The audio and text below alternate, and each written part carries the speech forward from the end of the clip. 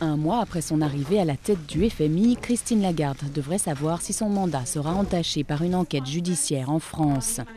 La Cour de justice de la République doit déterminer s'il y a eu abus d'autorité de la part de l'ancienne ministre de l'économie dans l'arbitrage rendu en faveur de Bernard Tapie en 2008 concernant la vente litigieuse d'Adidas par le Crédit Lyonnais en 1993. Selon certains parlementaires, l'homme d'affaires aurait reçu plus de 200 millions d'euros de l'État. C'est l'ancien procureur général de la Cour de cassation qui a lancé la procédure. Il reproche à Christine Lagarde d'être passée par le tribunal arbitral, qui est une juridiction privée, alors qu'il s'agissait de deniers publics.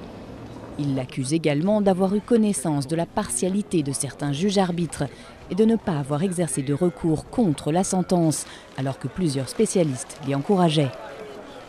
La commission des requêtes peut classer sans suite, demander des documents supplémentaires ou se prononcer pour l'ouverture d'une enquête. Ce serait alors le début de la phase d'instruction. Mais cela ne devrait pas gêner Christine Lagarde dans ses nouvelles fonctions. Ce n'est jamais agréable de faire l'objet d'une procédure judiciaire. En même temps, elle continuera évidemment de bénéficier de la présomption d'innocence et je pense que ça ne fera pas obstacle à la poursuite de ses travaux au FMI.